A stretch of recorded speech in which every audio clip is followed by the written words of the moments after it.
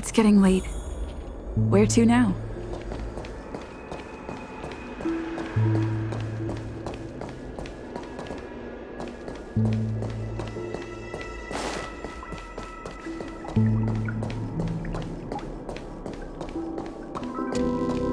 This place has more space inside than my own house.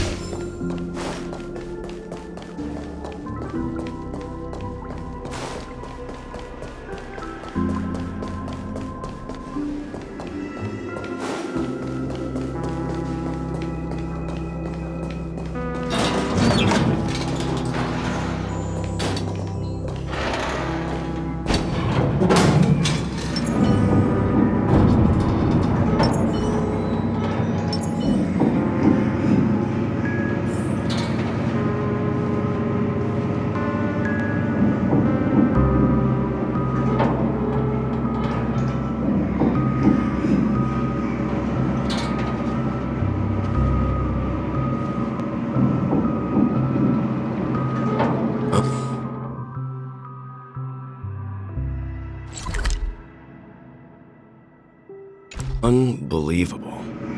To think there's a settlement of this size within the dreamscape. And all beyond the family's reach.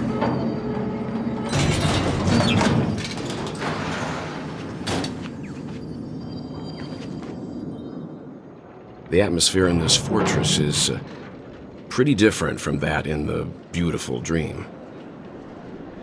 When I first saw it, I was in awe too. The sky here, it's like a reflection of the 12 dreamscapes. What's even more bizarre is that this place is also separated into trade and residential areas. The layout may be simple, but the facilities are very comprehensive. It seems that there are quite a number of people living here. Though both dreamscapes have distinct styles, the architectural designs are quite similar. Works of the same hand, perhaps. Hard not to speculate on the connection. But there's no point in overthinking things. Let's meet up with Himiko and the others first. Take a right turn at the end of this road and you'll reach the trade district. There are more people there. And perhaps someone knows where she is. Not coming with us? The Astral Express likely needs room for some internal deliberation. In the meantime, I'll try and locate Gallagher. Sure. Let's reconnect later. Letting her go was the right decision. Further observations are needed before we decide whether to trust her. But first, there's someone I need to talk to. Let's go. I'm sure you've already noticed him. He's right over there. The Reverie Hotel's bellboy. How did he end up here? And right after Miss Acheron severed the beautiful dream. We'd better check, just to be sure. This trash can...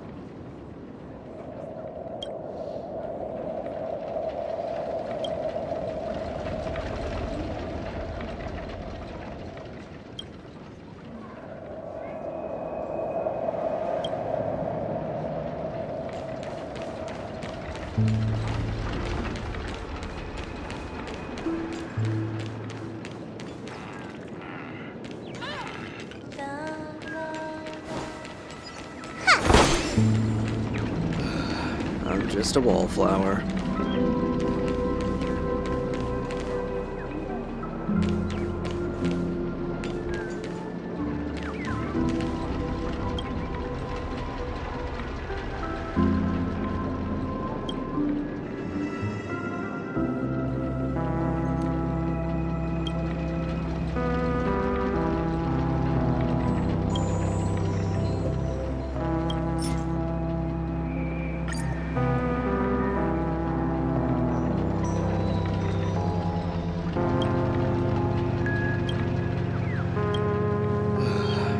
Just a wallflower.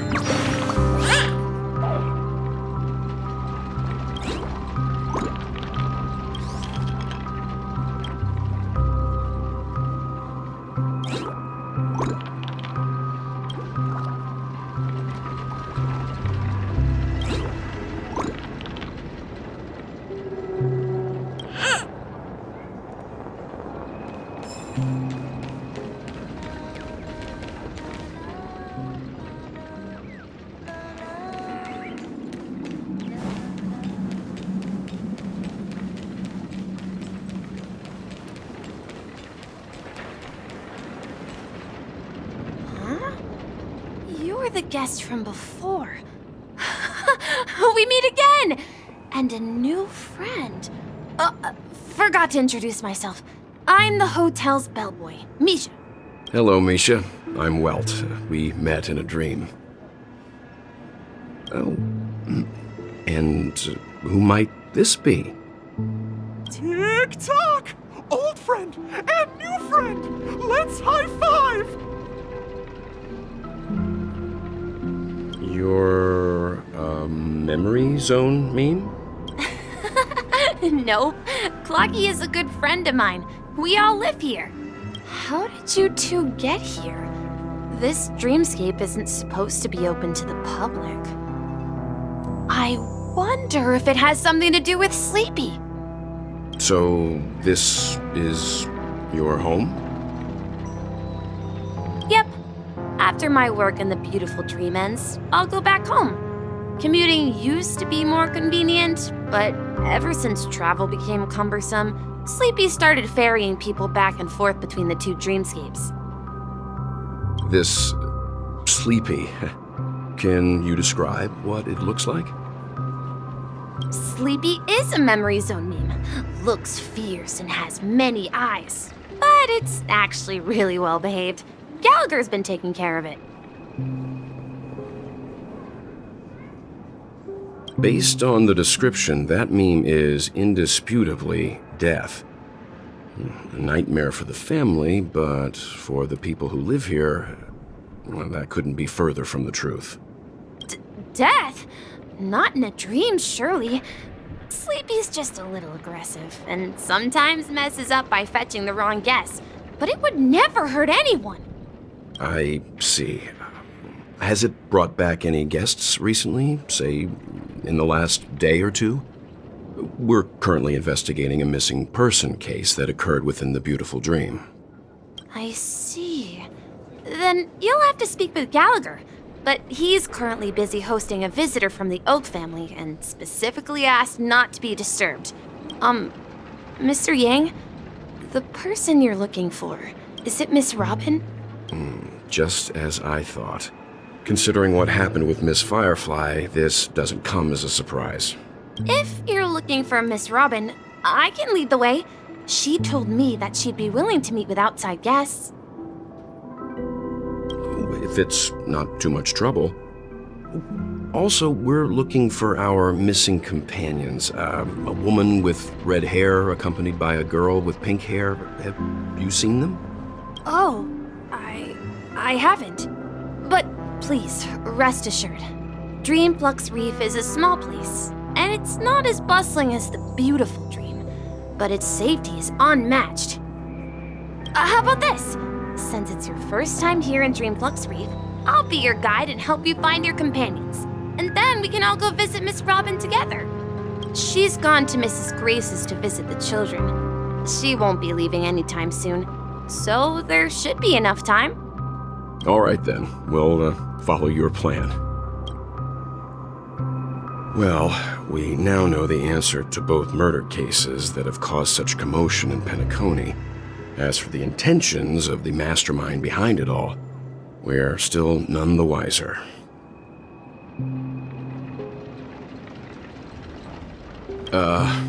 No idea. But its connection to Gallagher is worth digging into. Regardless, we have to find him.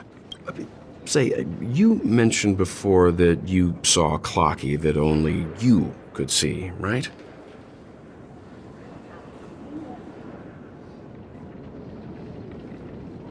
I can't shake off this strange feeling.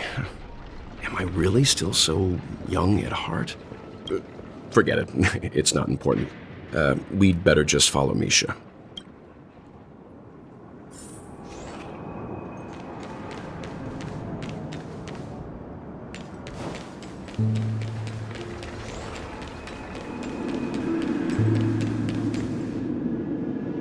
Everyone, look! From here, you can see the most spectacular view of Dreamflux Reef. A black hole? No. An accretion disk formed from consolidated memoria? Was Dreamflux Reef built on such unstable memoria? Oh, so Mr. Yang is also versed in memoria dynamics. I was just trying to figure out how to explain this huge hole to everyone.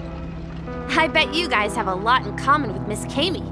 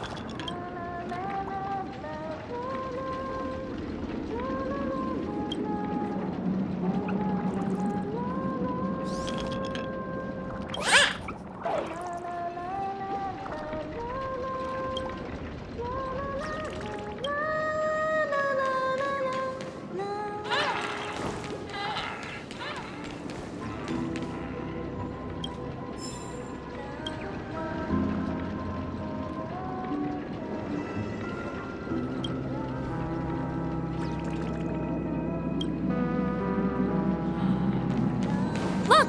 There she is!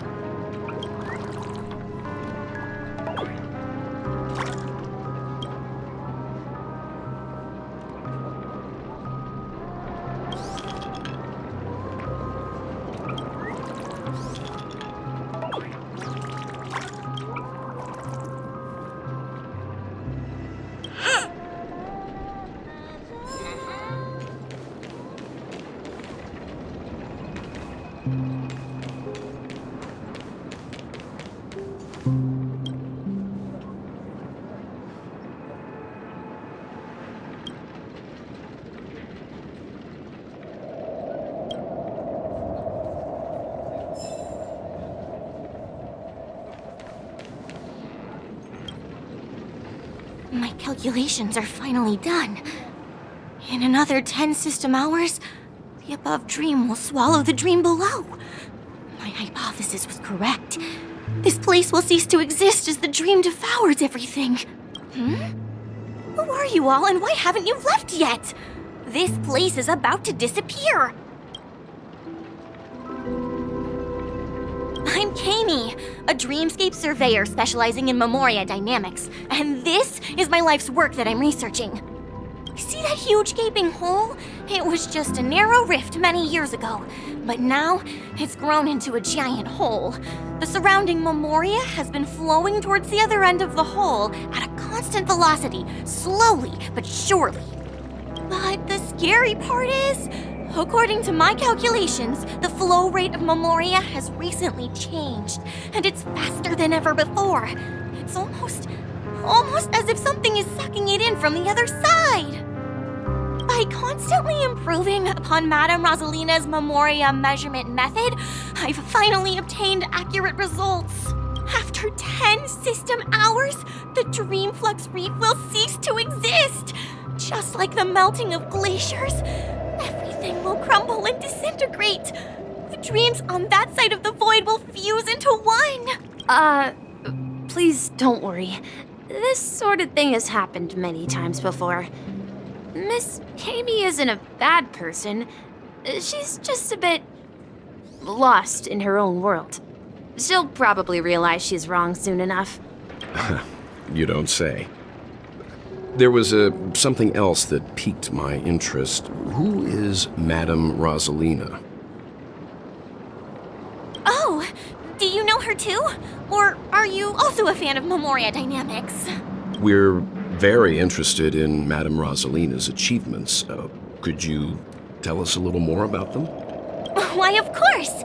She's an excellent scholar of memoria dynamics, and the first person to apply memoria rate measurement methodology on interstellar travelers.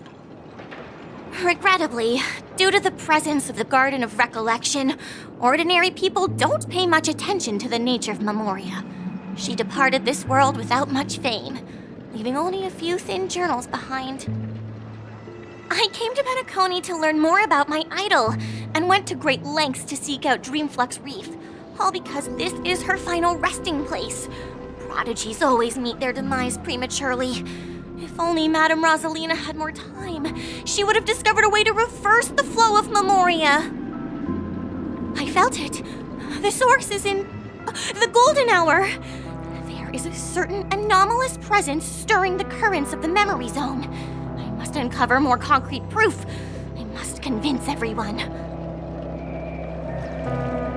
Does the name Madame Rosalina sound familiar to you? Before we came to Penacony, the conductor had given us a list of nameless to look into. Her name was mentioned. It seems like she did a great deal of research and calculations in Dreamflux Reef before abruptly passing away. Miss Kami regularly mentions her. I hear Madame Rosalina passed away during the prison war. She could see the Penacony of today. Its people building homes in the memory zone. I bet she'd be really happy. Perhaps. Our destination is the commercial district. That's where the largest crowds gather in Dreamflux Reef. We might be able to find the others there.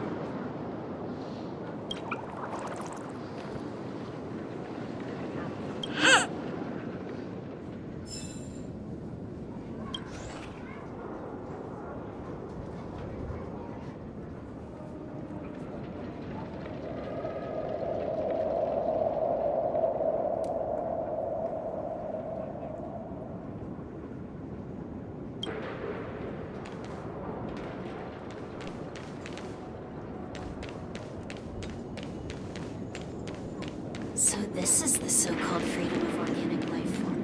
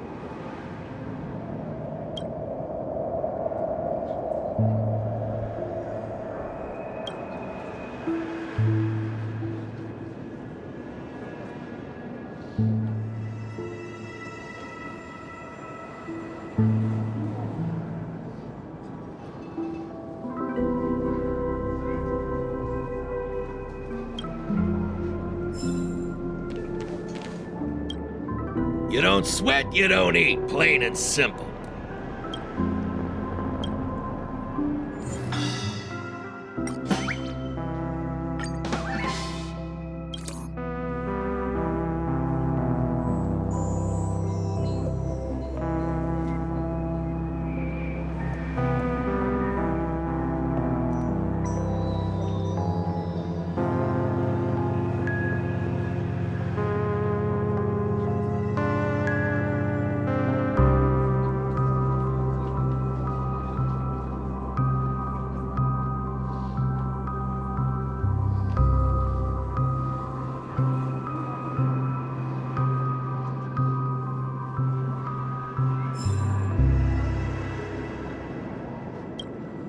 You don't sweat, you don't eat, plain and simple.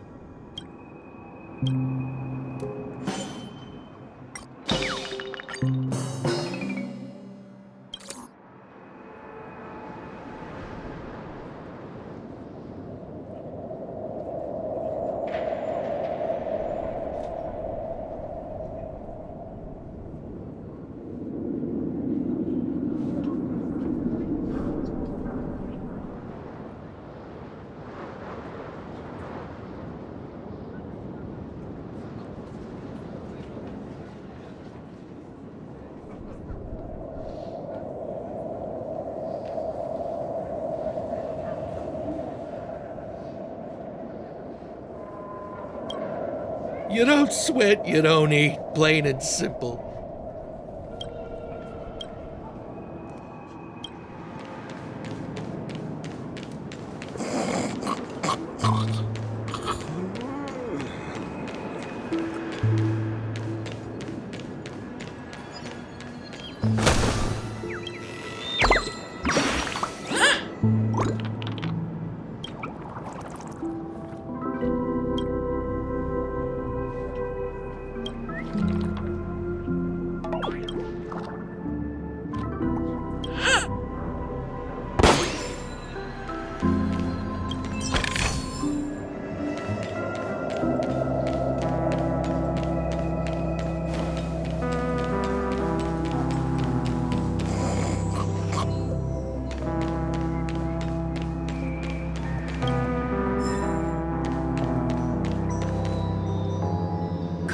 There's a ghost! Don't come near me! Oh my. I'm human and so are you. Can you get a grip? Mr. Yang and Miss Trailblazer, I've been waiting for you. Quickly, come help. I bumped into a member of the family on the way here. He was so scared and I just wanted to calm him down. But... Let me go! Let me go! I've only done good in my life. Why can't I rest in peace after death? well, this is how it turned out. Me? A ghost? Don't make me hit you. He thinks he's dead. Although, when I first fell in, I also thought the same. Dear guest, this is not the afterlife. This is Dreamflux Reef. That's right. Did you hear that? Repeat after me. Dreamflux Reef. You're talking to someone invisible.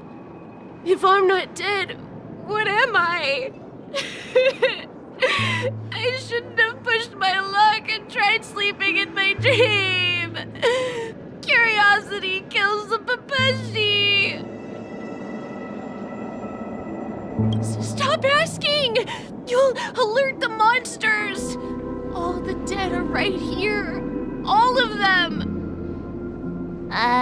You're not talking about the memory zone meme, are you? Don't say that name! It's all your fault. They're coming!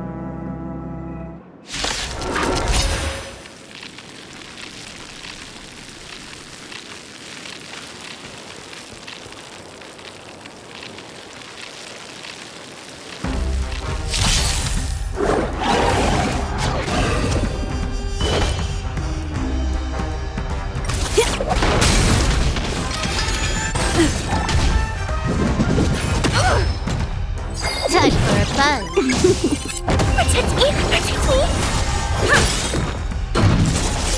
Rules are made to be broken.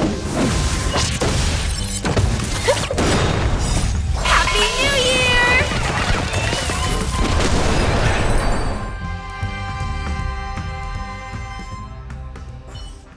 He passed out. His intense negative emotions attracted the nearby memory zone memes. I see. But why aren't the other people around here scared? Unlike in the Sweet Dream, people here don't see memory zone memes as dangerous monsters. And even if they pose a threat, people can easily escape by forcing a wake-up call. But we can't just leave this man here. Can we take him somewhere safe? We can ask Jessie for help. I've gotten to know many locals while waiting for you guys. Everyone here is living a self-sufficient life. I don't know how to describe it, but this place feels like the real dreamscape.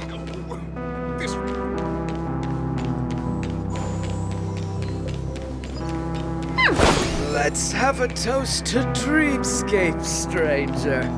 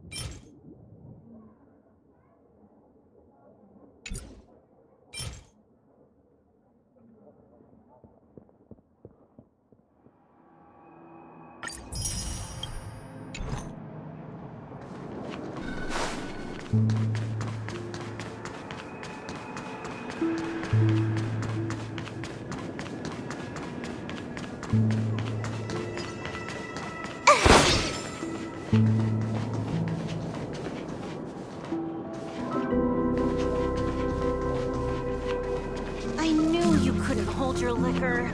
Tried to warn you, too.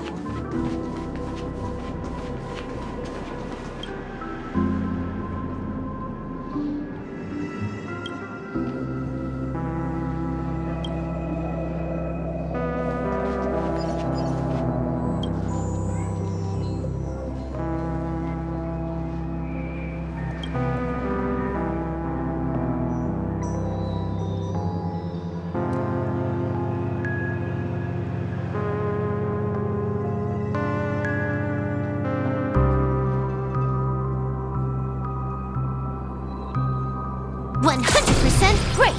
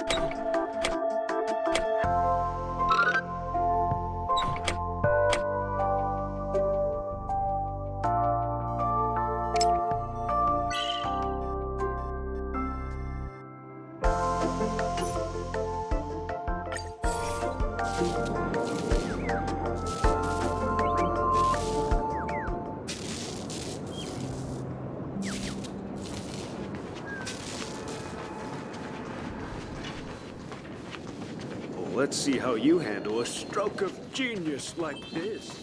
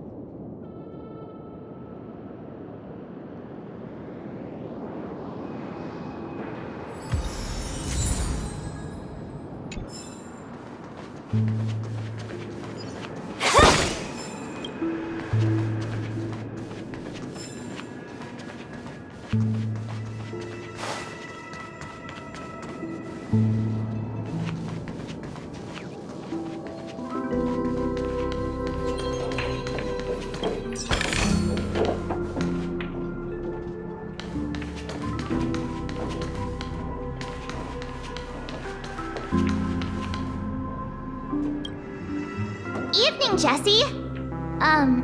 Is it evening? Welcome, Miss March. Who might these be? These two are my friends. As for the man lying on the ground, he's a scaredy cat who fainted from fright. I see. Another poor guy who accidentally ended up here. I'll take care of him. There have been a lot of new faces lately. Things must be tough in the beautiful dream. The few remaining havens of freedom in Asdana will soon face trouble. Do such things often happen here? Not really, but they're becoming more frequent now. Guess it's one of the signs of the Sweet Dreams collapse. This man has had quite the shock. Could you help me find a Halovian lady, March? Her songs can heal mental wounds. A Halovian lady? That must be Robin. She's also here in Dreamflux Reef. Huh? Robin? But I thought she... Oh, right. If Firefly is here safe and sound, then it means Robin must be okay too. Misha is about to take us to her to find out what happened. But before that, let's meet up with Himiko. You were with her earlier, right? We met some stowaways in the residential area. Most of them came from neighboring star systems. I heard that places like Dreamflux Reef are scattered throughout the memory zone of Asdana, like islands in the ocean. They existed before the family arrived. I also heard that when Dreamflux Reef took shape, it was the center of all dreamscapes in Penacony. If that's true, it's no wonder there are so many similarities between this place and the Sweet Dream. Himiko must be gathering information. Let's hurry up and get going.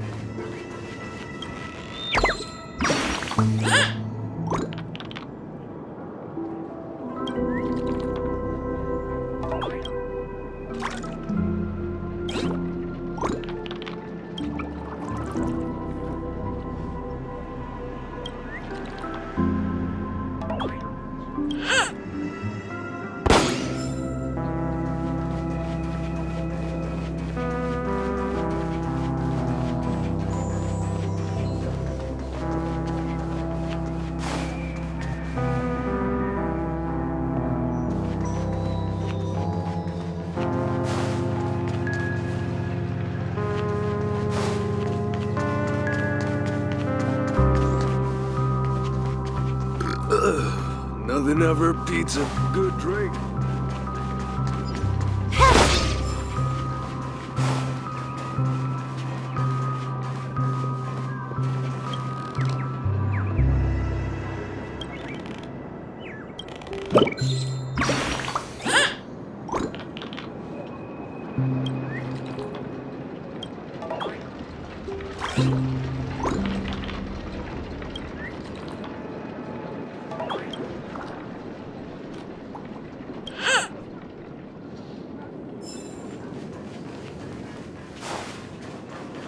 Are you really leaving?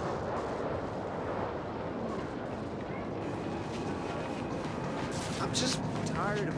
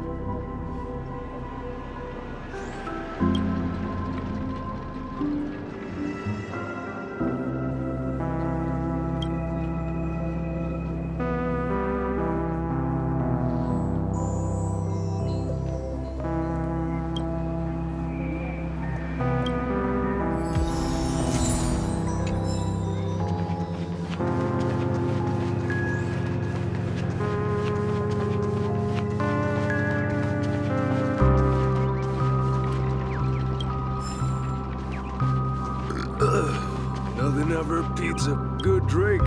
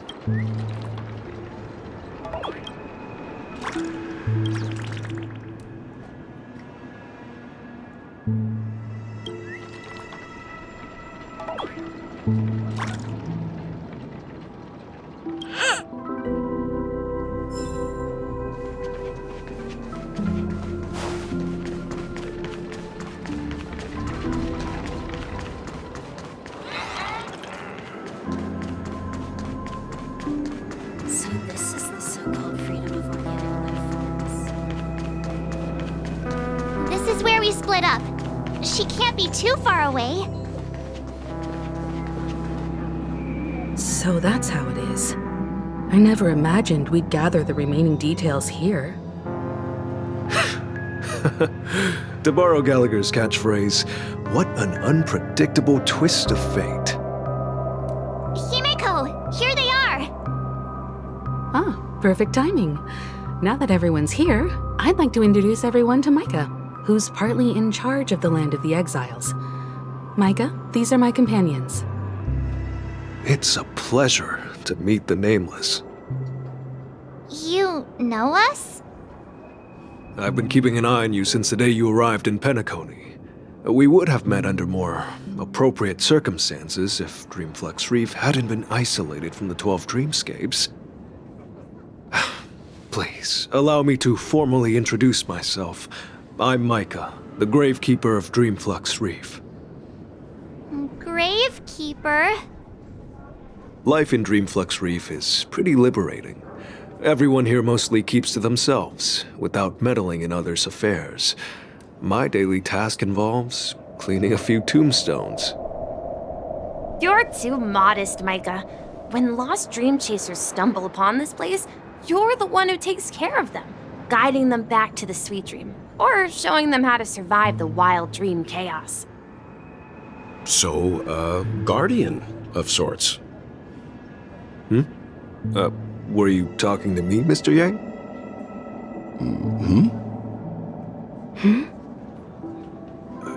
On that note, Mr. Mika, which tombstones are you referring to? We didn't come across any graveyard when we arrived. They're actually just symbolic stones. But since you're curious, Mr. Yang, I'll take you there. I have a feeling you might find something of interest there. But before that, you have an important guest joining you. An important guest? Who could it be? This way, please. The roads here in Dreamflux Reef are a bit run down.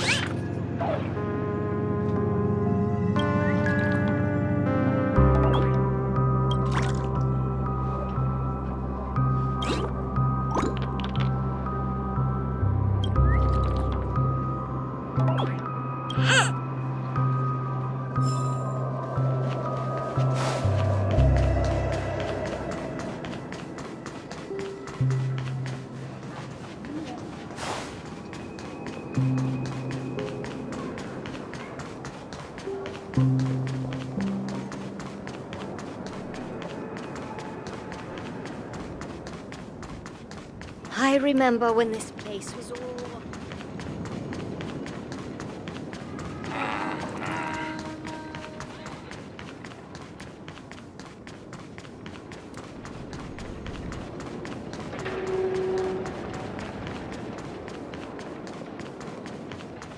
There she is. It really is her! Miss Robin!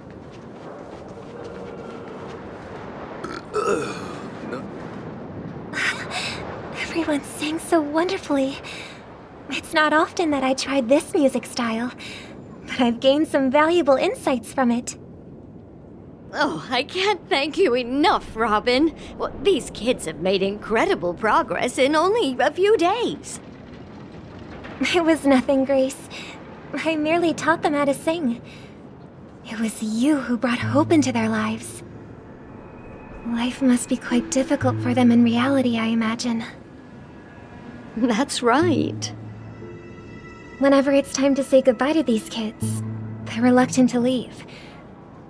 But I've explored every corner of Dreamflux Reef, talked to everyone I met, and they all told me the same thing. This shattered dream is not worth clinging to. It seems you truly are a child of the Harmony. Emma and Andy are orphans I took under my wing. Carol there, with her blind eyes, used to work at a nutrition center in the outer ring of Penacony. And as for Gary, he's been living with autism since he was a child. They're not old enough to enter the sweet dream managed by the family. If we compare people to birds, these kids are like fledglings with impaired wings. But in this dream, well, they can fly freely.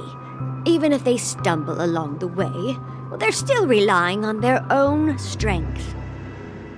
And me, An old lady with no legs.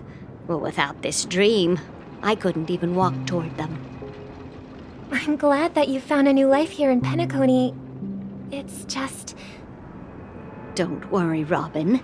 Dreams have their significance, but they aren't everything. Both the children and I understand this. No matter how long we fly through this dream, we will one day return to reality. But you know what? Emma and Gary aren't plagued by their insecurities anymore. No, and Carol is learning how to cope with her blindness. And Andy is livelier than ever. Well, even I've become more optimistic. You see, in dreams, we learn how to live. Once we return to reality, we learn how to survive. And should our feathers be damaged, then we share our wings with one another. There's no need to covet an illusory sky in dreams, because we have the right and the ability to fly towards a broader horizon. It's a relief to see you safe and sound, Miss Robin. It's nice to see you all again, Astral Express crew. I heard my disappearance caused quite the commotion out there. I'm really sorry about that. Since you're here, can we assume that you're fully aware of the situation in Penacony? Ever since I returned to Penacony, my voice started to change, until it gradually faded away. At first, I thought it was a temporary ailment, perhaps due to having been away too long. I thought maybe it just takes some time for my body to acclimate to the high concentration of memoria and Asdana. But now it seems the root of the problem goes way beyond me. There are elements around me that don't align with the harmony. Losing my voice is just one of the signs of the Sweet Dreams collapse. The Sweet Dreams collapse. That memo keeper mentioned the same thing. So it's real. While I was away from Penacony, the boundaries of the 12 dreamscapes kept expanding outward. But whenever I mentioned the anomalies in my dreams, all the family heads refused to talk about it. Only my brother was willing to respond.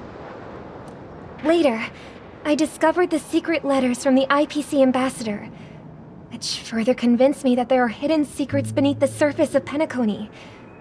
So, following the clues in the Oak family's dossiers, I found my way here. The land of the exiles, concealed by the family under the guise of death. A dream within a dream, where Penacony's past is buried. Hearing you speak, it sounds as if your voice has made somewhat of a recovery. I hate to admit it, but the harmony in this place resonates more broadly than within the Sweet Dream. It's regrettable, but the family has experienced betrayal. The traitor, or traitors, abandoned their original principles and, using the name of harmony, exploited people's weaknesses to turn Penacony into the planet of festivities, trapping everyone in the illusion of the Sweet Dream. This is not the strong defending the weak, but rather the strong exploiting the weak. A world without equality won't ever be favored by the harmony. And naturally, those voices blessed by them have lost the ability to sing. Could there be another force influencing the family's shift in philosophy, Miss Robin? Considering what happened with Acheron, it's difficult to conceive of another entity within the realm of the harmony capable of influencing everyone. Unless a power surpassing that of an emanator is involved. I'd heard about what happened to the Cienjo Alliance, but as far as I'm aware, the family hasn't faced any such external interventions. Who knows? Perhaps I've just been away too long and missed something. Regardless, I cannot accept my home is moving towards the very opposite of what the harmony represents, while still claiming to uphold it. I must uncover the reason why Mikhail cut ties with the family, and who exactly it was who betrayed us all. Do you remember our arrangement, Mr. Micah? Well, here's my answer. I've decided to forgo my role and never step foot on the Charmony Festival stage again.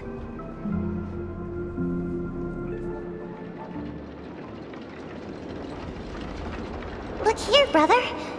A little bird. Looks like a fledgling Charmony dove.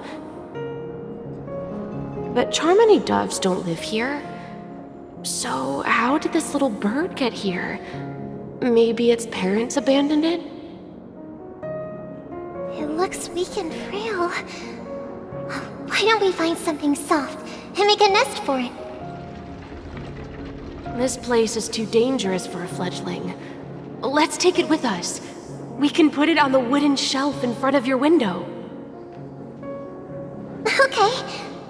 A bird like that must have a beautiful singing voice. But where will it live? I'll ask the family head to build a cage for it. A cage? But then it won't have the freedom to fly, right? Let's see. What is it that has captured the attention of the two best interpreters of the Great One? To the point that they've forgotten how to enjoy their dessert. Oh, poor little thing. Doesn't look like it's doing well. Do you want to rescue it? I do. But I don't want to lock it up in a cage. Why? Even if it's small and not fully feathered and can't sing, it didn't come into this world just to be locked up in a cage. Birds, they should be flying free in the sky. That's quite the romantic idea. And what about you, a young scholar? Do you agree with your sister? I think she's right. But if we leave it out in the wild, it won't survive for more than a few days at best. Ah, I see.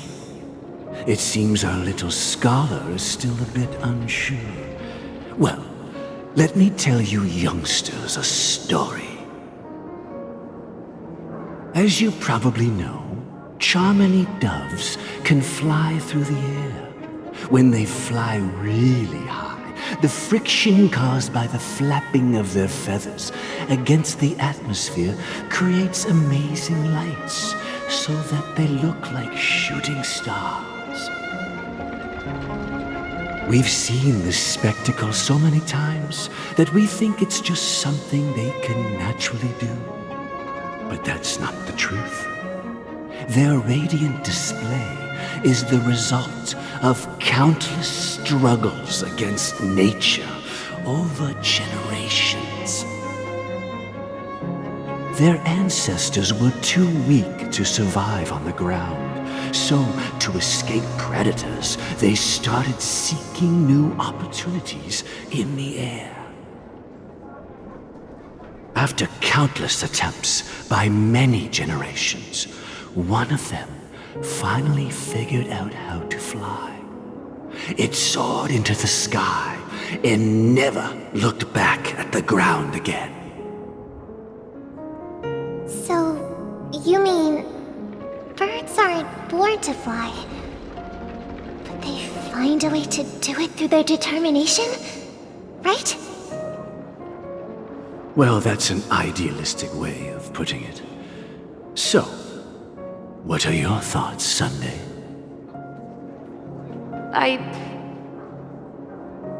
I think people believe birds are meant to fly because they've never seen those birds crashing to their death. That's an interesting perspective. So, have you decided what to do with the bird now? For now, I'll keep it in a cage until it can take care of itself because I want it to live, no matter what. Well said, kids. It seems each of you has found your own answer. Your insights are truly remarkable. And I hope they come true in their own way. We will take good care of it. Won't we, brother? Yeah. But, Mr. Gopherwood, there's one thing I don't quite understand. And what might that be, my son? What if this little Charmony dove never learns to fly in the end? I mean, if there are fledglings in this world that can never fly throughout their lives, should we let them go back to the sky, only to see them crash to the ground and die? Talking in your sleep, birdie? Time to wake up.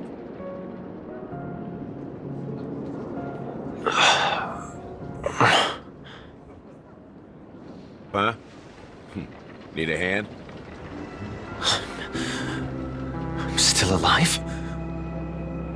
Yeah. Happy about that. Where is Robin? Tell me. Now. I knew that was going to be the first thing you'd ask. Don't worry, your sister is here, safe and sound. She's probably walking around the streets now. If I were you, I'd be more worried about myself. After all, right in front of you is the guy who just stabbed you in the chest with a dagger. If you wanted to kill me, you wouldn't give me the chance to speak. Just tell me your demands, lackey of the Watchmaker. So, you figured out who I am, huh? No wonder you had the guts to go against the Dream Master and the Four Families. Looks like I made the right choice. Choice? You are aware of my plan and see through my act. Time is running out, so let's drop the charades. I'm suggesting we cooperate. Cooperate? What makes you think I'd cooperate with you? The fact that the famous Robin has chosen my side. Plus, some clues about a traitor and a bright future for Penacony. Any of that catch your interest? I find it hard to believe a man who's full of deception. Fine. You don't have to trust me. What you should trust is the sense of justice inside of you. Show me Robin first. All right, as you wish. Here she is. Huh? What's your trick this time? Just kidding. I mean, this lady will lead us to Robin, right? And the crew, too. There are too many people who you owe an explanation. That'd be great. Please follow me, Honorable Oak Family Head. Now, all the actors are on the stage.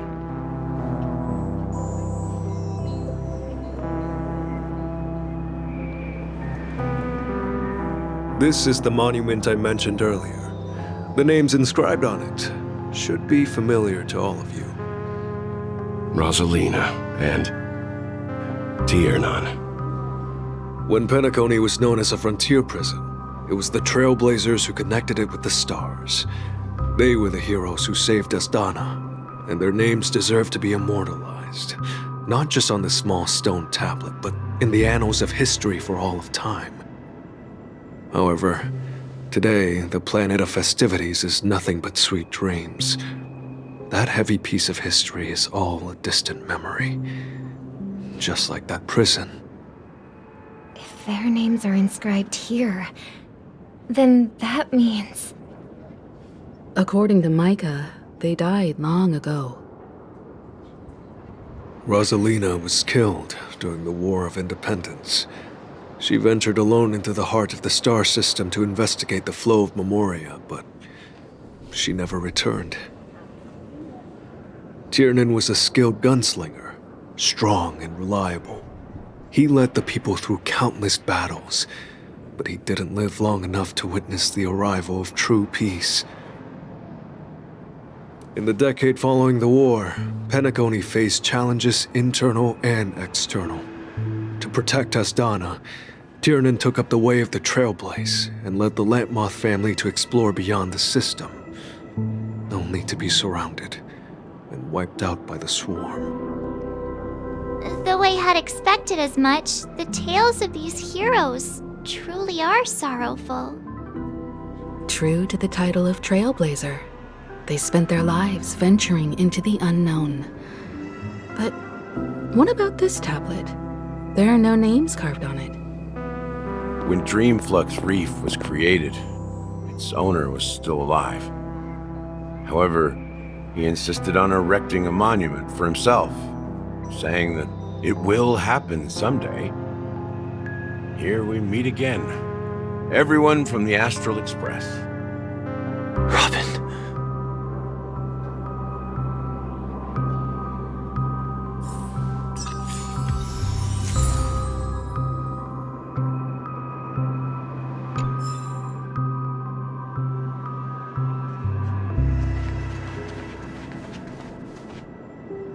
Brother. There's no need for words. You're safe, and that's all that matters. Well, I did my job. I gathered everyone here. Gallagher will explain the rest to you. Take care. Huh. The atmosphere sure is livened up with all these people in here. I brought Gallagher here.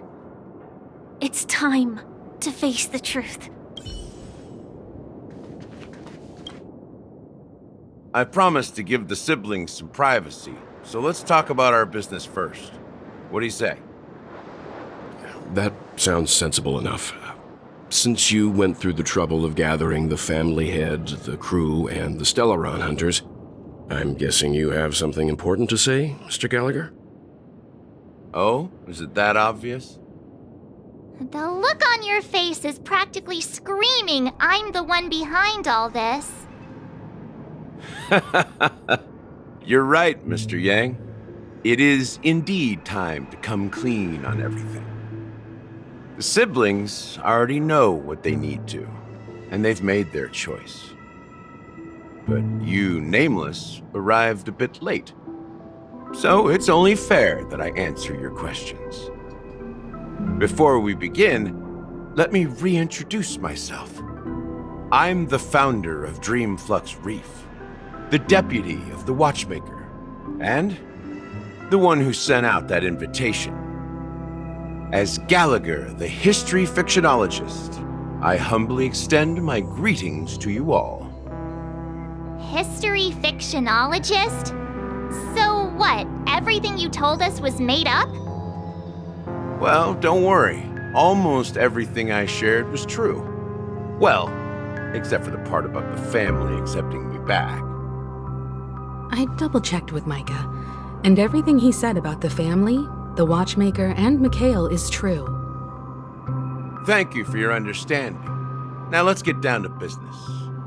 I'm sure you're all wondering why I went through the trouble of setting up this battle for the legacy, inviting different factions and stirring up a ruckus all over Penacony. Well, it all boils down to something very familiar to all of you. The Stellaron. The Stellaron? But how is that possible? Penacony is a free-flowing interstellar hub. There are no signs of contamination whatsoever. You're totally correct. So, care to take a guess at what that means?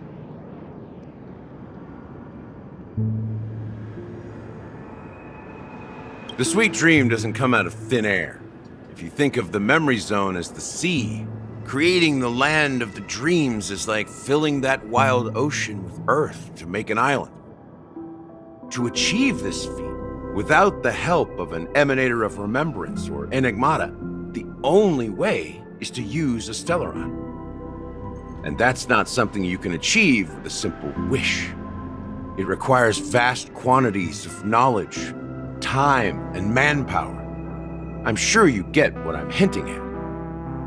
In Azdana, the planet of festivities itself is a Stellaron disaster. The planet of festivities itself is a Stellaron disaster? It all started a long time ago, back when the Watchmaker and his crew liberated the frontier prison. They faced countless challenges as they began building Penacony from the ground up. That's when the idea of using the Stellaron came into play. The Stellaron first entered the Azdana system during the war. The Nameless warned everyone against the folly of attempting to tamper with such a power, and most heeded their words. But there are always people in the shadows with ulterior motives. The turning point came after Tiernan's death. With 2 of the Nameless gone, the Watchmaker had to go to the front lines. It was at that moment his rivals saw an opportunity. By the time a representative from the Montour Systems family arrived at the Watchmaker's call, the Stellaron had already been activated and was seeping into the primordial synesthesia dreamscape. And I suppose the family happened to possess the knowledge to seal the Stellaron? Not just that. They knew far more about the Stellaron than the average person. They helped Mikhail swiftly quell the civil unrest and played a part in building Penacony under the disguise of the Harmony. Those 3 eras were known as the Age of Dreaming. The Watchmaker, who had been left in the dark, sent out invitations across the universe, spreading the hype around the land of the dreams. Then, how did they turn against each other? Remember the island in the ocean metaphor? The truth is, the Stellaron was never truly sealed. It existed in a different form within the dreamscape. Think about this. What would it cost to create and maintain such a lavish dreamland? It's people's lives. The opulent dream is built upon the decay of spirits, with a toxic elixir called pleasure flowing through the dreamscape. It tempts people to indulge in the dreamscape, and gradually their minds succumb, becoming nourishment for the sweet dream. Confusion, laziness, and cowardice, weaknesses that plague humanity, were magnified and nourished by the family. Penacony became a new kind of prison, even more impenetrable than the previous one. Sadly, we realized this far too late.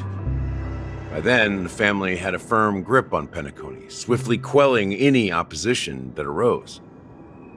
At my wit's end, I had to use the power of the Enigmata, and sought refuge in this chaotic realm. Over the years, I created a meme within this dream for our use. Dormancy. That's its real name.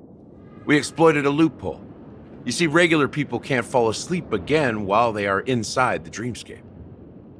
So this is the true meaning of the impossible. You sent out invitations in the Watchmaker's name to find forces capable of resolving the Stellaron disaster and draw them into Penacony to uncover the truth. It's not just that. Above all, I wanted to see what happens when the major factions engage in a struggle for the legacy. Since this is the Watchmaker's first announcement in decades, the traitor within the family is bound to reveal themselves. So, the legacy is just a facade. If you want to consider the Stellaron as the legacy, I'm totally fine with that.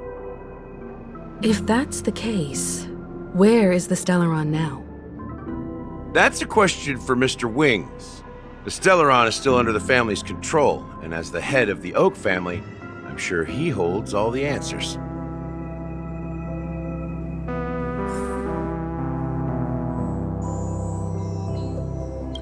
Go ahead. I'm sure Mr. Wings holds all the answers.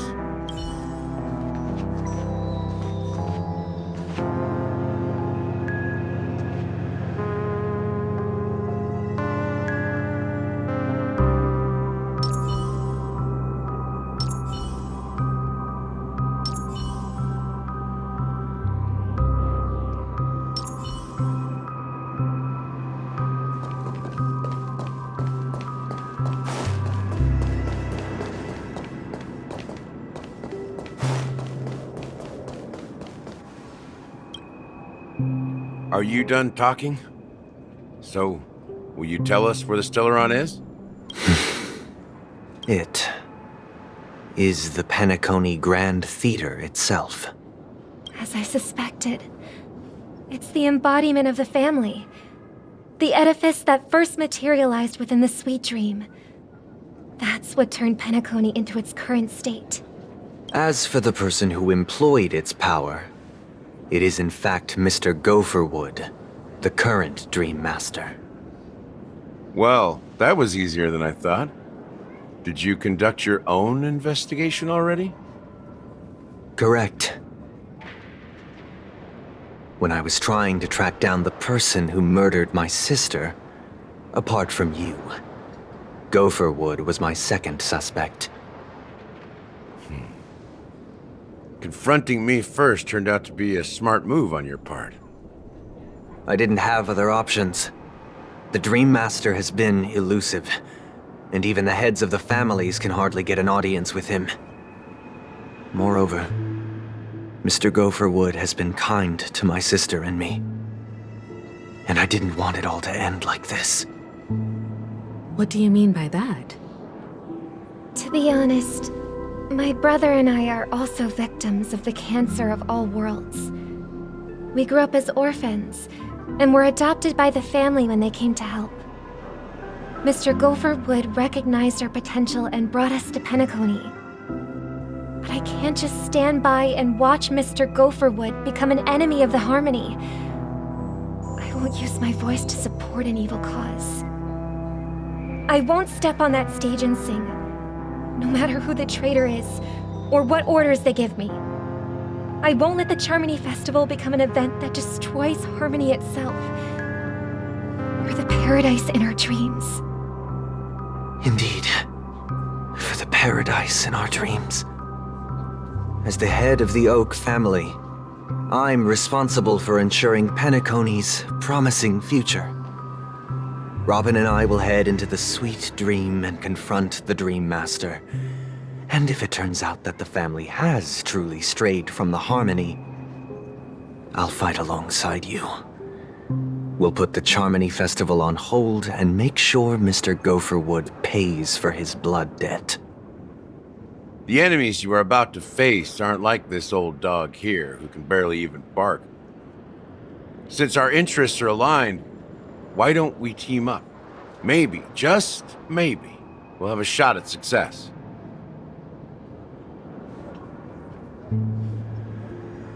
We have always been following in the footsteps of our nameless predecessors, and there's no reason to stop now. Yeah, we Nameless won't back down from a challenge. Isn't that right, Miss Trailblazer?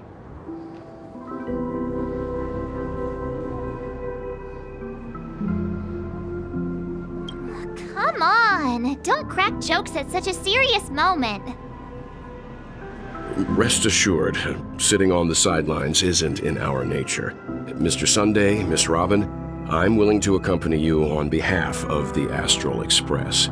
Having a third party present should help with negotiations, and could make all the difference if things get ugly. Thank you, Mr. Yang. Thank you all very much. The Charmony Festival is about to start, and time is against us. We must hasten. Everyone, let's gather over here. We still need to make some preparations.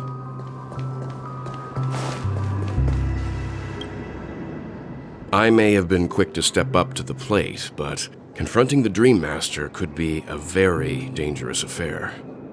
Huh? Even you're saying that, Mr. Yang? How powerful is that Dream Master? He's the leader of the families of Penacony, and he has the entire power of the Harmony behind him, not to mention the Stellaron in his possession. We must proceed with great caution. Maybe you can just stay behind this time, Mr. Yang?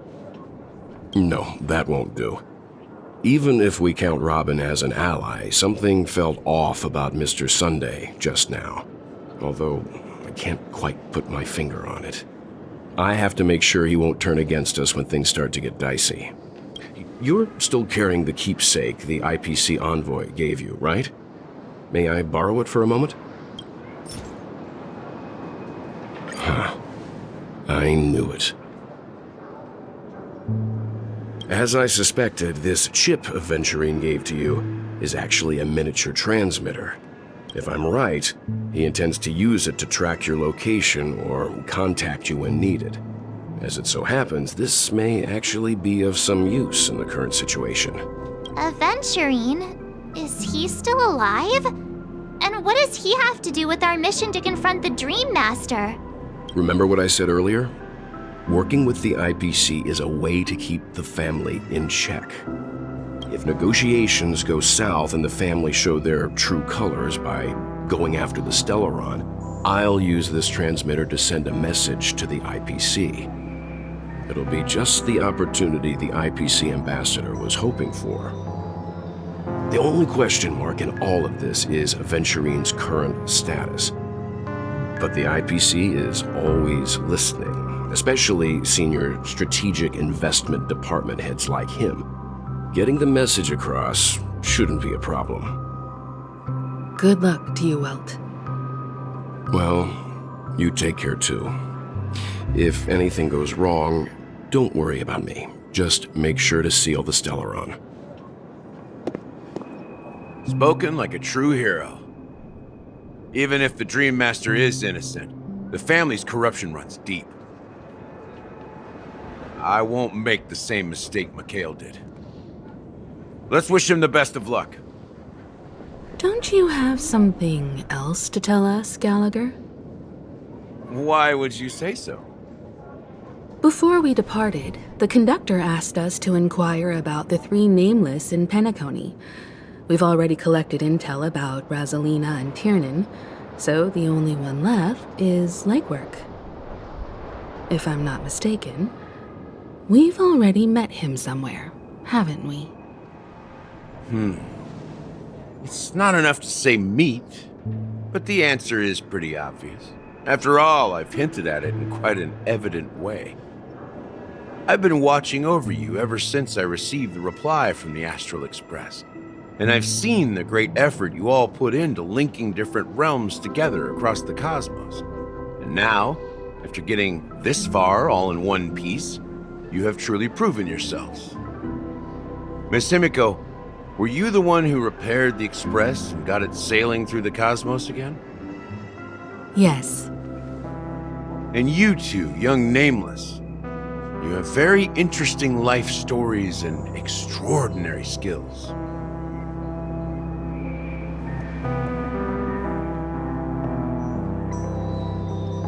I don't know much about my life story, but I do have extraordinary skills. You're full of energy. Please send my regards to the conductor, Pom Pom. Please let them know that their friend had fond memories from his time aboard the Express, which he reminisced on every time he had a good drink. As for the last Nameless, he embarked, disembarked, and embarked again, traveling in a great circle, ending up back where he started. On his deathbed, he told me to find the Astral Express and deliver an invitation to the future Nameless. He left behind a special gift, a true legacy.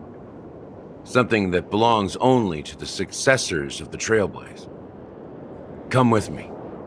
Now is the time to reveal it.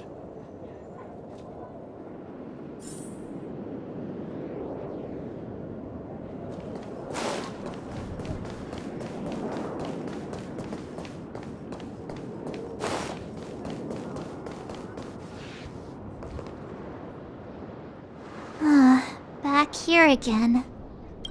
Sometimes I feel like you're still alive, old friend. Like you've still got so much to say and do. I've kept my promise and brought the future Trailblazers you've waited so long for. I don't know why you were so obsessed with that train, but I remember your last words. Don't let us down, old man.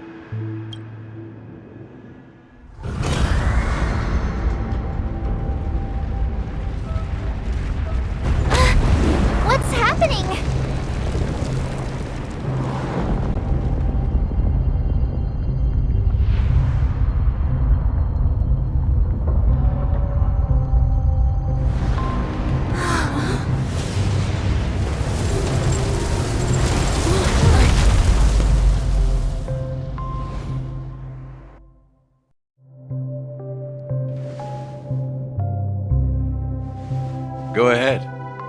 His resting place lies in the garden up ahead. The first and last nameless of Penacony.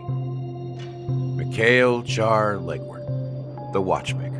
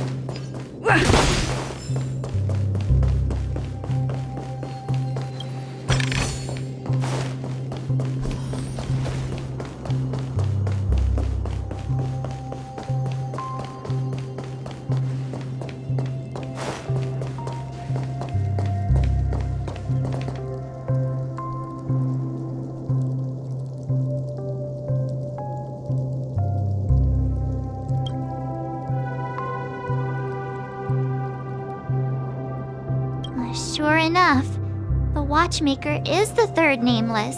Even I could guess that one. The legacy he left behind was a dream bubble. I believe inside that bubble, there's something that holds meaning only for the nameless. After all, when I checked its contents, I found nothing inside. Maybe some Trailblaze runes? Even more mysterious than me. Well, let's have a look.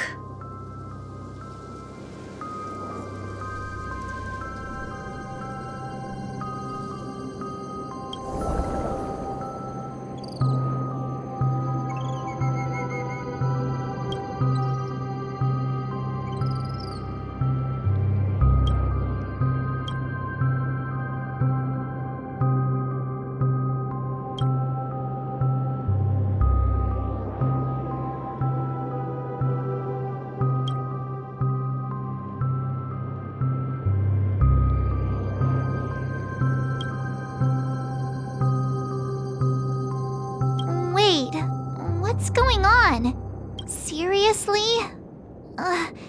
There's nothing inside this dream bubble?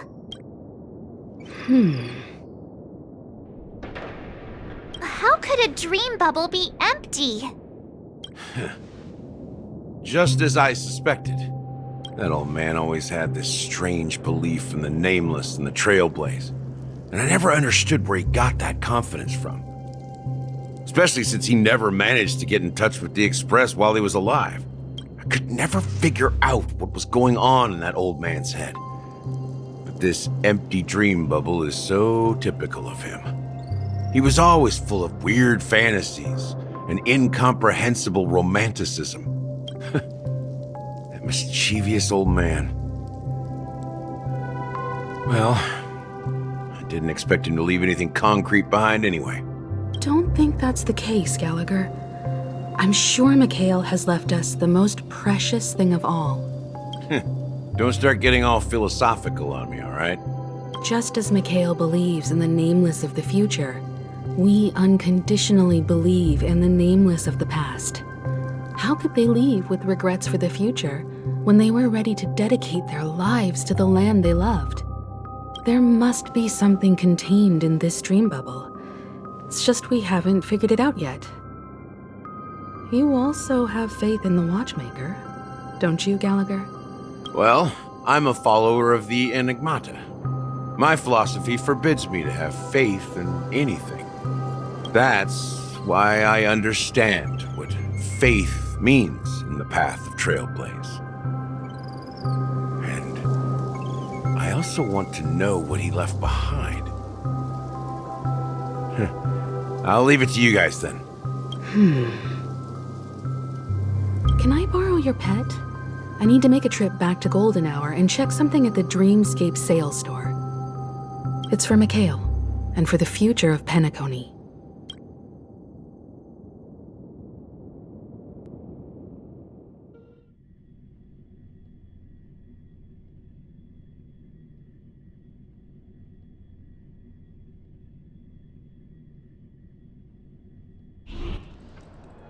Welcome to the Reverie Hotel. How may I help you? Greetings.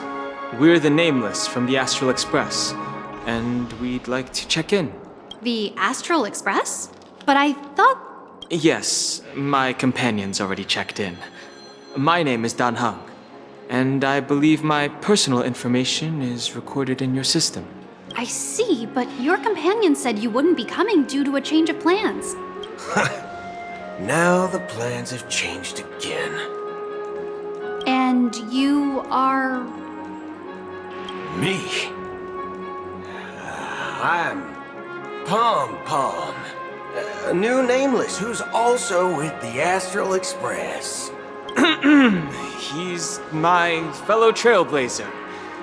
We responded to the family's invitation before he boarded the Express, so he wasn't registered in your system.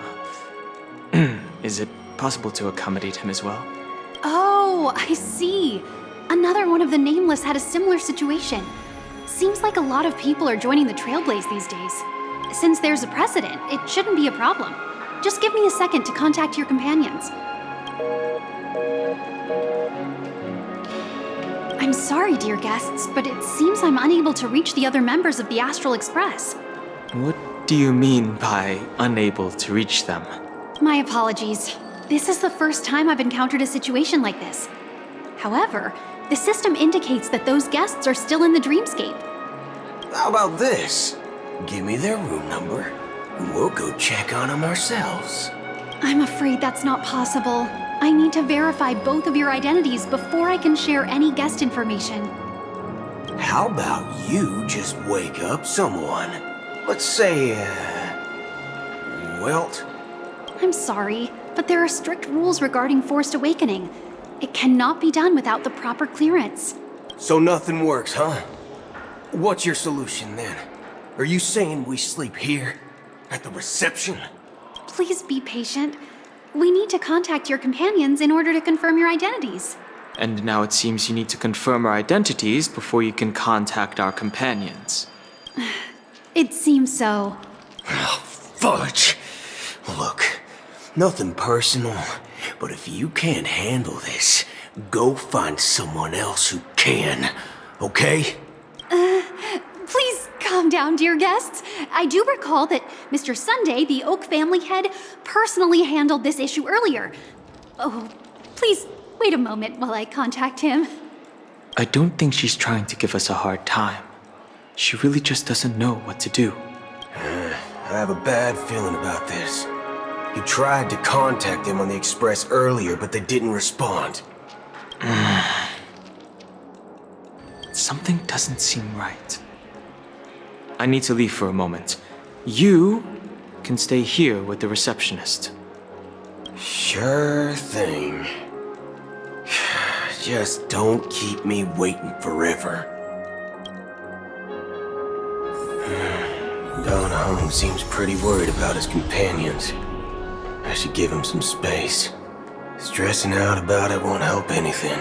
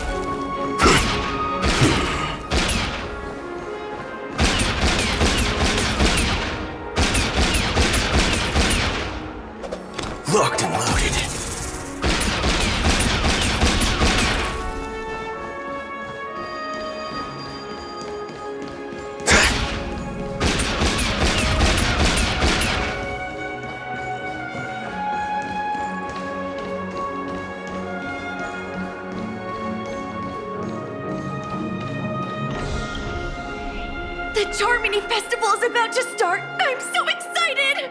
Hey! You guys here for the Charmony Festival too? Well, I didn't come all the way here specially for the festival. Honestly, I don't really even know what it's about. But I heard it's a lot of fun! Well, back in my home world, Anaria, we have festivals like that all the time. My dad threw me a birthday party one time that was just as extravagant as the Charmony Festival. Oh, come on! The Charmony Festival is a once-in-an-Amber-era event! How can a birthday party compare? Well, you never know, right? Maybe on her world, birthdays only happen once in Amber Era.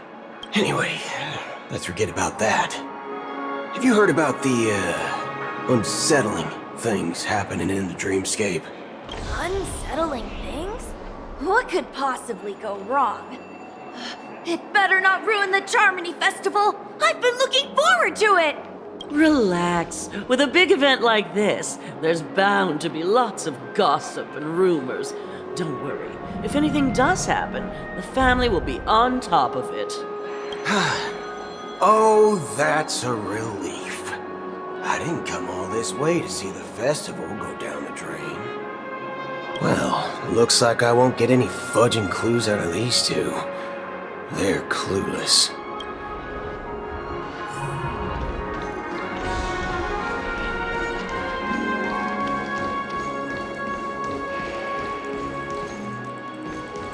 My phone clearly shows that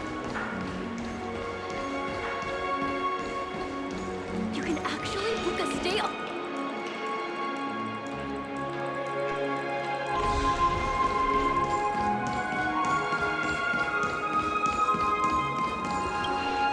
Greetings!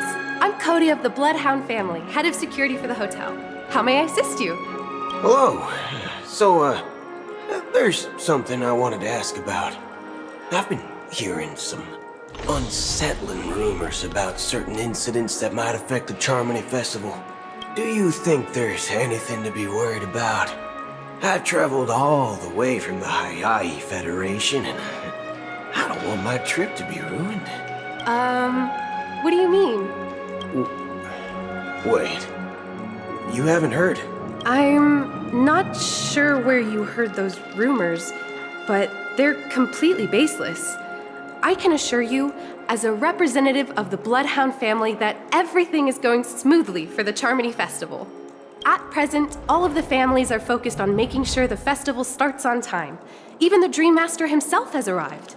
So don't worry, your trip won't be in vain. Ah, that's a relief to hear. She doesn't appear to be acting. So, it seems that even the hotel staff are out of the loop. Back already? Hasn't she returned yet? Nope. I'm starting to wonder. Sending her to Contact Sunday was a good idea. Neither the staff nor the guests seem to know anything about what's happening in the dreamscape, and wherever we go, all we see is people enjoying themselves. Definitely not a good sign. I agree. Another unusual thing is that the Oak family is supposed to be in charge of organizing the council and managing everything inside and outside the dreamscape. However, I walked around the hotel but didn't meet a single member of the Oak family on such an important day. Well, I'll be forked. If I remember correctly, the head of the Oak family is that Sunday guy, right? We shouldn't linger here too long. Let's go back to the Express for now. Not so fast. Have you ever robbed the IPC, bro? If you run away now, everyone will be chasing after you. Are you suggesting we sit here and do nothing? I wouldn't say do nothing. But let's stay put for now. Even if the family has ulterior motives, they couldn't have anticipated us showing up here. We're the surprise factor for them. They don't want to attract unwanted attention from certain outsiders, so They won't do anything reckless. See? The IPC lackeys are keeping a close eye on this hotel. If I were a family member, I'd find an official excuse and keep the surprise factors here. If we just wait here, that would be like walking into their trap.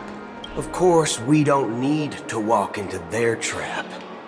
I gave a backup plan to the memo keeper. If it turns out we won't be allowed to enter the dreamscape, she'll order a drink for me in the VIP lounge at the hotel. In reality, a secret signal. That's right. Oh, a concrete object can indeed help the memo keeper establish a connection with you.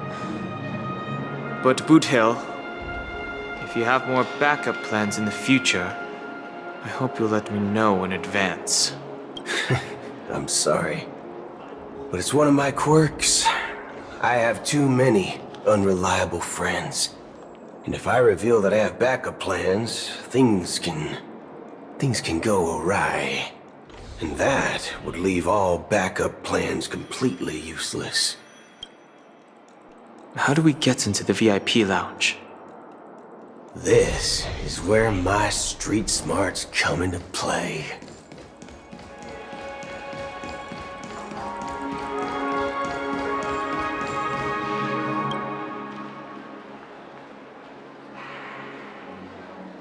You're the lobby manager, right? Yes, I am. How may I assist you? We're the Nameless from the Astral Express. We wanted to check in, but there's something wrong with your system. The lady at the front desk said she would contact the manager, but now she's nowhere to be found. Now, we've been waiting here forever, without any food or water. What the fork, man? Is this how the family treats its guests? Is this your idea of street smarts? Starting an altercation? It's called standing up for your rights. I apologize for the inconvenience. Please wait while we try to contact Mr. Sunday. I'll arrange 2 premium seats in the VIP lounge so you can rest there while you wait. See? Just like that. Just don't call yourself Nameless next time. Wow, this bar's something else. Certainly worthy of the planet of festivities. Us people from planets.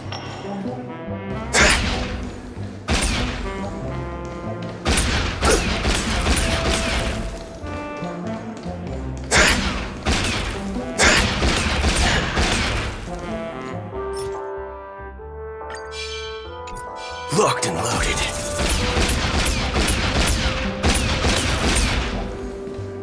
One peach soul glad, shaken, not stirred. Good evening, gentlemen. Hey, I have an order for a bottle of Hasdana's White Oak. Can you help us find it? Hasdana's White Oak? I think there might be a misunderstanding. We don't serve that here. Oh, no way. Are you sure you're not mistaken? If someone had reserved such a beverage, I would definitely remember it. It sells for hundreds of thousands of credits per bottle, after all. I couldn't afford to cover for such an item if it were broken or lost. That's strange. Well, could it be that the memo keeper couldn't afford it? Then what should we do now? Oh, no need to rush. Let's grab some drinks first. Maybe I arrived too early and he hasn't come yet. Let's see what kind of juice malts you all have here. Well, give me a glass of Heenum Valley, 40 years. I'll have it neat. No ice. Wow, that's the most expensive one on the list. You have a taste for the finer things. It's on the house, anyway. What can I get for you? Anything you recommend is fine. Then I would recommend today's special, Glass Village. It's classic Soul Glad mixed with Laboom juice. It's refreshing and suits your cool demeanor. Just 1 minute. Ah, this flavor. Dynamite barbecue with rocket fuel. Ooh, really hits the spot. Truly the finest sherry cask-aged malt juice in the cosmos. Dynamite barbecue with rocket fuel. Is that really something that humans enjoy? Hey, this guy doesn't know anything at all. As long as you're satisfied, dear guests, please enjoy. Let's give the memo keeper another half system hour. If she doesn't show up, we'll need to come up with a new plan. In the meantime, let's take stock of the situation. What do you think? The situation is unclear. Something must have happened on the planet of festivities, but the public is unaware of it. Someone in a position of power within the family must be covering it up. It's unusual for the followers of the Harmony to invite other factions, let alone the IPC and the Masked Fools. If what you said about the Emanator of the Nihility is true, the situation in Penacony is a little complicated, to say the least. Actually, there's something else I'm concerned about. Regarding Acheron. As you know, the faction that follows the path of the Hunt are some of the most dangerous folks in the cosmos to mess with. I mean, who in their right mind would impersonate the Cienjo Alliance or the Galaxy Rangers? It's like asking for a death wish. Isn't there a saying among the Cienjo people that the Rainbow Sect lets their Lux arrow do all the beating? Talking. Do all the talking. Well, you know what I mean. Even though the Galaxy Rangers have been out of sight for years, we've been keeping an eye on this region. Even the dumbest criminals know better than to mess with the Annihilation Gang, much less the Rangers. But that Acheron lady, she doesn't seem like a lunatic at all. On the contrary, she's highly logical and organized. She knows exactly when to hold back and when to strike without mercy. And do you believe that someone like her would have an ulterior motive for impersonating a Galaxy Ranger? I'm not entirely sure, but I do have my suspicions. Maybe she knows a Galaxy Ranger, or perhaps she's trying to lure us out for some reason, which I can't figure out. Anyway, what worries me more are the anomalies within the family. They've summoned followers from various paths for the festival. No matter how generous such a gesture is, this move seems highly unusual. Unless the invitations weren't sent by them. If that's the case, it's even more intriguing that the family insists on organizing the Charmony Festival, despite the chaos. Maybe it's Shipei the Harmony pulling the strings. You find it beyond human understanding because it wasn't arranged by humans at all. People do stupid things out of irrational impulses. They abandon their principles when self-interest is involved. They believe in things they know they shouldn't, and fudge, they even break their own rules. But Eons don't. They stick to their determined path and never turn back, even if they reach a dead end. You think Shipei's will is behind all this? It may not necessarily be Shipei, but there's definitely some higher entity involved. I know it may sound pessimistic, but if human free will were reliable, why would we even need Galaxy Rangers? It's much simpler when you boil it down to the eons and paths. Like how Lon always follows the path of the Hunt, or how the Express stays true to the Trailblaze despite Akavili's disappearance. But in my opinion, Akavili's fall holds significance for the Nameless. Oh, so you're saying the Nameless now have to take responsibility for their own choices because their absolutely right leader is gone? Exactly. I believe the purpose of the journey isn't just about following a path that's always considered absolutely right. It's more about doing your best to choose the right path for yourself among countless possibilities, even with limited insight and judgment. I don't know what you've been through, but I agree that people must take responsibility for their choices, because no one else can do it for them. That's why the Galaxy Rangers need to uncover the imposter and figure out her true intentions. Just in case. I have a backup plan if the Memo Keeper doesn't show up. This is my final backup plan. I promise. You sure have a lot of cards up your sleeve. Well, going back to my old career would make things a lot easier.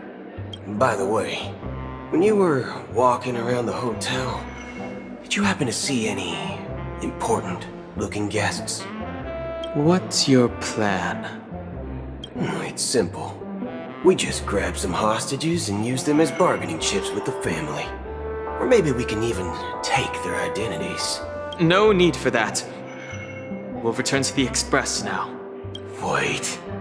Are you getting scared? Draw your weapon. Let's make a big scene. Are you leaving, esteemed guests? Would you like to cancel that As Donna's White Oak you just ordered? Huh? As Donna's White Oak? But didn't you just say... Ha ha. Looks like you are a bit intoxicated, esteemed guests. You ordered a bottle of As Donna's White Oak just a moment ago. Looks like your Memo Keeper friend has finally arrived. Oh, right. Sorry, my memory's not the best. You know, too many modifications and all. Anyway, let me check. Well, fork me. It says Donna's White Oak, all right. And there's a note. I'll be waiting for you on the Astral Express. No mistake. That's her message to you. She knew the hotel wasn't safe, so she suggested we find another place. Well, looks like we took a detour, but now it's back to the Astral Express. So, what are we waiting for? Let's go.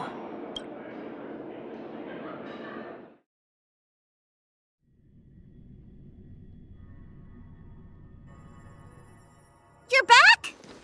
2 guests just boarded saying they were looking for Boot Hill, so I told them to wait in the parlor car. Oh, just in time. 2 guests? Yeah, or 2. Look, we welcome all passengers on the Astral Express, but sneaking in like that, you have no regard for etiquette. My apologies, conductor. It was an oversight on my part. I assumed you were already acquainted with the garden. Given the chaotic situation in Penacony, the Nameless are the only ones we can truly trust right now. You are the Memo Keeper. Pleased to meet you, Dan Hung. I've seen you in others' memories. And as for Boot Hill, this is our first face-to-face meeting. I hope you enjoyed that bottle of Astana's White Oak. You sure have a refined taste. Finally, Memo Keeper. Well, let's cut to the chase. Spill everything you know. That's precisely what I intend to do. But before that, please allow me to introduce myself. My name is Black Swan, and I serve the Garden of Recollection as a Memo Keeper. As for Acheron's story, I'm sure she knows it better than I do. Greetings. I'm Acheron. What? You Garden of Recollection shirtbag! You betrayed me! I apologize, but she did that at my request. Due to certain reasons, I have been exiled by the family. Thankfully, this memo keeper came to my aid and helped me escape their surveillance unnoticed. To be honest, it was more like stalking than helping. And the process was far from unnoticed. But we did escape. I asked her to guide me to a place beyond the family's reach and to contact a few trustworthy individuals, namely all of you. Trustworthy? Son of a nice lady. You think I'm dumb or something? How about this? I'll put a few bullet holes in your head and see what secrets spill out. Then, we can talk about trust. It doesn't have to be like that. I'm willing to answer all your questions, but not right now. If my cover hadn't been blown, we might have had more time, but at the moment, we don't have any other options. No other options? What do you mean? This is the only way I can ensure everyone's safety. I kindly request an immediate warp jump out of the Astana star system.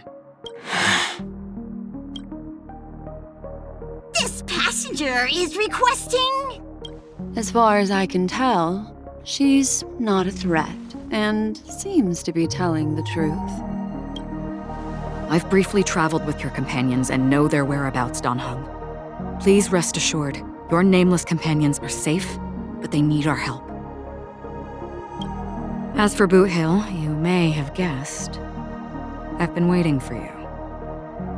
Galaxy Rangers are known for their elusive nature and limited contact with each other, so this was the only way I could reach out to you.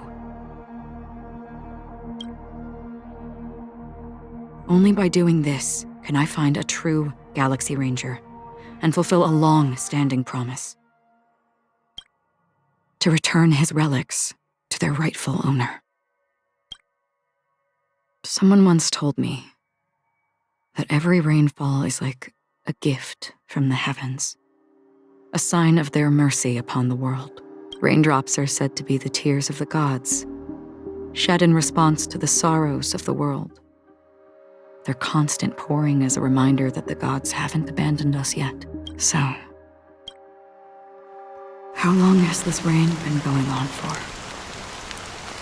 I used to believe, just like you, that it would eventually stop.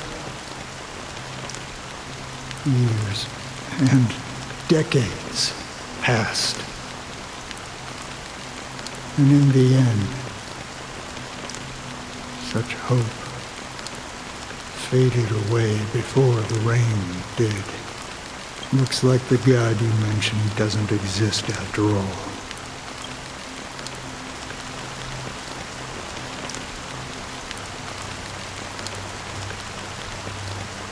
Well, let me share a story. Mortals who walk the paths are like sailors on a vast ocean, leaving behind a trail that creates countless ripples of possibilities. These ripples last longer than the fleeting lifetimes of humans, and for some, their presence leaves such a strong mark that it's reflected in the waves. Like those shadows on the ocean. Sin-thirsters, the obsessions of the Pathstriders. They emerge from the depths of IX, seeing themselves as masters of their own destiny, unknowingly repeated the actions of their past lives. They emerge from the nihility and head toward it, leading purposeless lives. However, these hollow phantoms, they were once my dear companions. A group of Galaxy Rangers. Are you watching over them? Watching over them? No. and guiding them toward transcendence. It was a brutal war. A crusade that shook the universe. The universe witnessed the fall of Zuro, the Lord Ravager, but it came at a price. A price so hefty that only those who were there still remember. The unwavering determination of the Hunt followers persists even in death. So someone must guide these lost souls to their life beyond. They were heroes in their time, and they shouldn't be reduced to mere puppets of nihility. As for me, I've suffered too many losses on that battlefield to advance any further. And that makes me the most fitting person to carry out this task. But you know, these sin thirsters, they're not who they used to be. Does this seem pointless to you? Well, some tasks have to be done, even if they are pointless. I can help you. For what? For the meaning of the nihility. That's what I've been seeking. I see. After all, this realm is off limits to ordinary souls, right? Thank you, stranger. I wish that you find what you seek. Before we part ways, I have one more question. It is true that their actions and even their entire lives may seem pointless from our perspective. But if, and it's just an if this is what the departed ones expected, should we try to change it? A good question. And a profound one. I don't know the answer. What I do know is that one day I too will pass away. And when I bid farewell to this world, someone will stand at my grave and place a bouquet of flowers on it.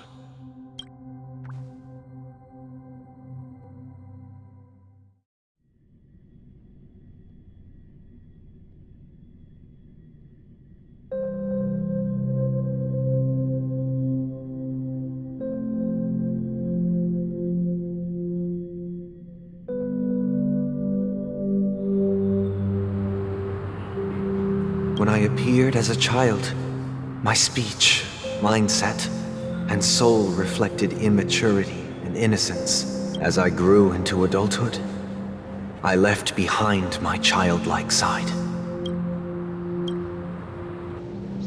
I humbly request your blessings, esteemed advocate of Shipe. Come to me, my kinship. I have sought their presence with us. As you wish. I have faithfully served the Alfalfa family for nearly a decade, promoting the path of the harmony to the best of my ability. However, I made a mistake yesterday. While I was preparing dinner for the family head, I accidentally dropped a prepared dish on the floor. Out of laziness, I lied and claimed that everything was ready. Although the head has dismissed me as punishment, it has been tough to sleep with the guilt still gnawing at me, as I worried that the seeds of evilness may have taken root in my soul.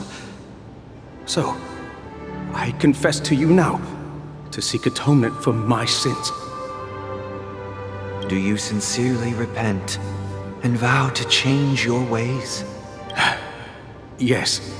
Have you examined your soul and confessed all your sins? Oh, yes. Are you willing to accept the process of atonement? Yes. Very well.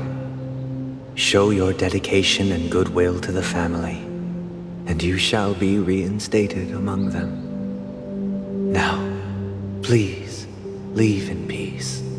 Oh, praise Sheepy.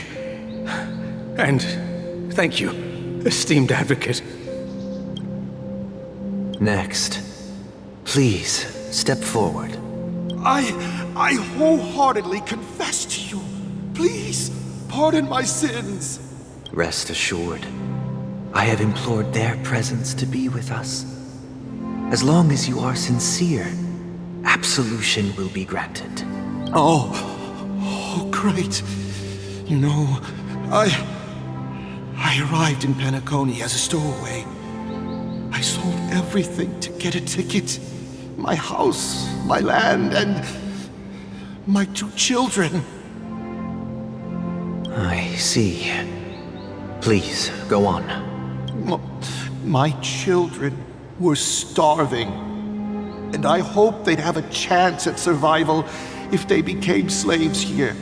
If I can strike it rich here, I'll lift them out of that situation and give them the life they deserve. But the Bloodhound family got wind of it. They're on my tail, hunting me down. I thought I could bring my kids here. It was all my fault. All my fault. The family is ready to forgive all sinners. I'll ask the Bloodhound family to cease their pursuit. You don't need to live in fear anymore. Oh, thank you. Thank you. I'll work my hardest to redeem my children and make them part of the family. Praise the harmony! Next, please step forward. Hey! Long time no see, Mr. Sunday. The most esteemed individual in Penacony, and the next leader of the Oak family, right? I have sought their presence with us. Let us proceed. Sure. Let's just get this over with. I have sinned. Please forgive me. I wasted half a pizza at breakfast, and a bottle of Soul Glad. That's it. Nothing more. Can we wrap this up? I've got a Robo-Ball game to catch, you know? Do you seek to atone for your sins through good deeds? My sins? Starting to sound like a saint, huh? Well, let me tell you something. Neither the family nor you have the right to judge me. You think nobody knows what your precious family has done? About the watchmaker? Huh? Don't kid yourself, Featherbrain. Those dream chasers might be fooled by your act, but don't fool yourself. Before you start spouting off your holy verses, answer me this. Where does the power of the Oak family come from? And your power? What makes you think you can sit there all high and mighty, looking down on everyone else? Well, I've spent enough time in confession today to enter the Harmony's paradise, right? Then I'll take my leave. Good luck with your election, and don't make me regret my investments in you.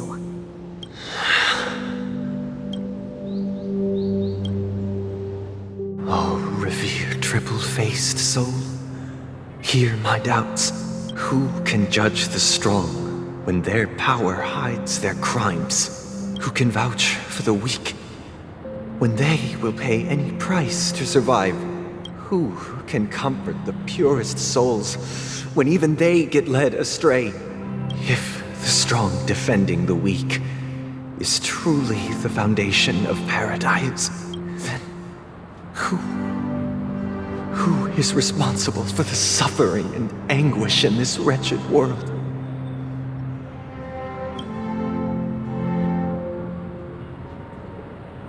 Brother? Brother? Brother, are you all right? I'm fine. I've been working long hours, and I just made a trip to Dreamflux Reef and back. So, I'm a bit out of sorts. But it'll all be over before we know it. You've been working non-stop on the Charmony Festival, Mr. Sunday, and no one could have predicted this incident. Even if the Stellaron does pose a grave threat, I still feel sorry for all the trouble we've caused you. No need to worry about troubling anyone. The Charmony Festival was meant to spread joy and harmony across the cosmos. But now that we know the truth, I'm afraid we'll have to cancel it. It has always been our wish to make everyone happy, so... we'll do our best to explain everything to the Dream Master. I'm sure he'll understand. Even if the negotiation does not go smoothly, I'll refuse to go on stage. Without the Chord Master, the Harmonious Choir would not arrive, and the Charmony Festival would be just a grand performance, and nothing more. I'm relieved to see your determination. You know, since arriving in Penacony, we haven't had any contact with this Dream Master himself. I'd heard of the heads of the 5 major lineages, but the Dream Master is a mystery to me. The Dream Master rarely grants an audience, even for us. But, given the urgency of the situation, he's agreed to meet us in person. Perhaps you'll be the first guest to meet the Dream Master in years, Mr. Yang. Let's hope we can reach a consensus that satisfies everyone. Indeed. Let us hope so. It's about time. We'll have to get ready for the meeting. I apologize for any inconvenience caused by the urgency. Don't worry. I'll be waiting here.